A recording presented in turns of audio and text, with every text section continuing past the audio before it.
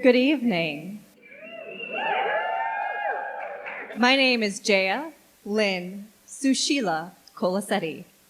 Yes, I know it's in the program, but my full name is important for this story because it's emblematic of my multiracial and multicultural identity.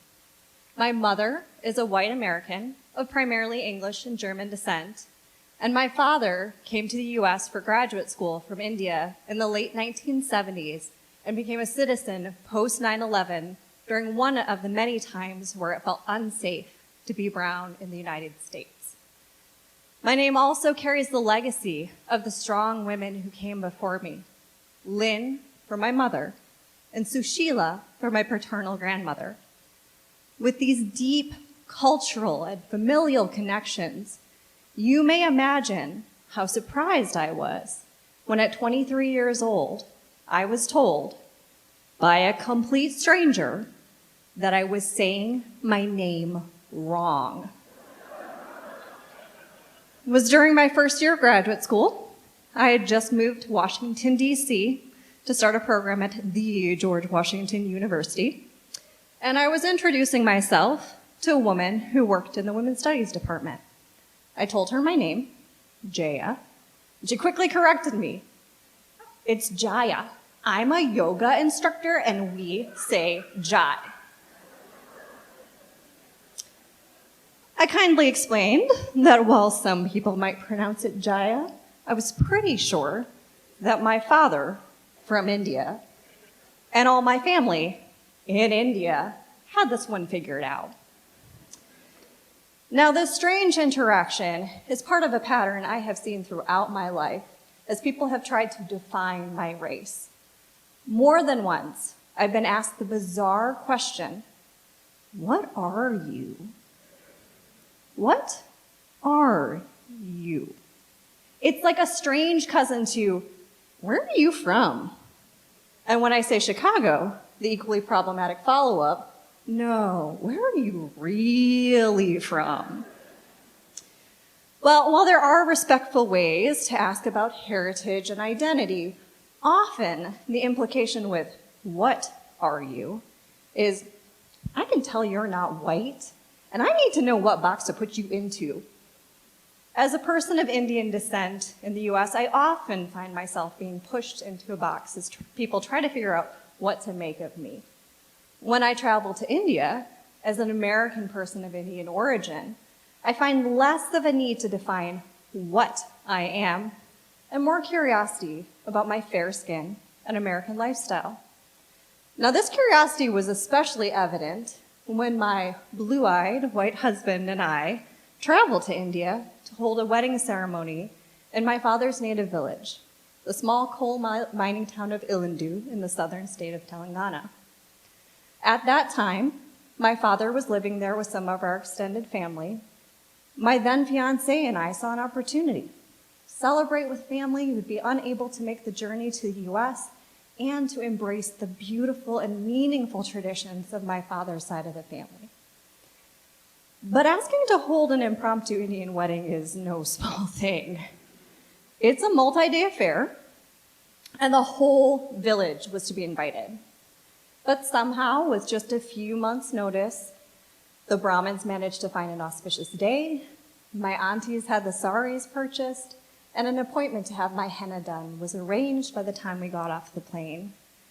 We spent New Year's Eve driving through the dizzying traffic of the city and eating traditional sweets as we started the 5-hour journey from the airport to the village. Little did we know we would be arriving as virtual celebrities from a faraway land. Now, the day prior to the main festivities, there's a purifying ceremony in which the couple each takes a turn being covered in a paste of turmeric by well-wishers. Did I mention that my husband is white? While people of more pigment tend to derive a beautiful glow from this holy yellow root. You see where I'm going with this? Yeah. The impact on him was more of jaundice. Fortunately, by the next day, he was back to normal. except for some very yellow feet. Now, there are considerable differences regionally and culturally among different Indian weddings. I had a cousin on standby to make sure I knew what to do. The whole ceremony is conducted in the holy language of Sanskrit, and each of us had sections that we had to repeat after the Brahmin. Now, much to my chagrin and the general amusement of the onlookers, my husband's pronunciation was much better than my own. Telugu weddings also incorporate a lot of games into the ceremony, and there's a sheet that's held between the couple for the first portion of it. The thrill of getting to see each other when that sheet is lifted is absolutely breathtaking, and I was grinning from ear to ear. My cousin had to remind me that I should look shy to see my husband. I guess this wasn't the time to tell them we'd been living together for almost a year. Now, throughout the wedding ceremony, the photographer also tried to get me to tone down my smile with the gentle reminder, light smile, madam, light smile. We later discovered that in addition to this official photographer, every single local newspaper was represented. And our celebrity status did not stop there. The day after our wedding, we woke up to a knock on the door. As we quickly aroused ourselves and threw on somewhat of presentable attire, we were met at the door by my dad, a gaggle of cousins, and a full news crew with cameras and microphones eagerly pushed towards us. Again, this was the morning after our wedding. Our room was wrecked. As we quickly tried to push the celebratory bottles of Knockout brand beer behind the door, we realized our room was covered in flower petals.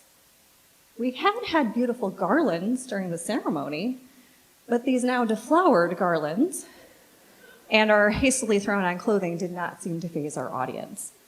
The crew had a pressing question. What do you think of Indian culture? Okay. Somehow, our short positive replies turned into a long, excited discourse as my father, a retired professor, translated for us. Not sure what he said. Now, a few days later, as we were preparing to leave Ilindu, our driver needed to stop by home to pick up a few supplies for the trip. While we waited, suddenly, out of nowhere, once again, crowds, cameras, microphones. They literally popped out of the bushes. Microphones were pushed through the car window to try to get one last chance for an explanation from the Americans. I guess I kind of got a sense for what Lady Gaga must feel like. When I'm in India, I'm American, but of Indian origin. When I'm in the US, I'm of Indian origin, but my Americanness is sometimes questioned. In reality, like many Americans, I'm a mix. I'm a mix of races, cultures, beliefs, and traditions. I grew up with potato curry and Christmas trees harmoniously blended together. What am I? I'll tell you who I am. I'm the daughter of a survivor and an immigrant. I'm a wife and a sister. I'm an enthusiastic amateur skier. I'm an advocate for survivors of sexual violence. And I'm an elected official. And when just under a year ago, I took my oath to serve the people of Urbana and to defend the Constitution of the United States, I intentionally said my full, culturally significant name. I'm an Indian American, and I, Jaya Kolisetty, will continue to define who I am.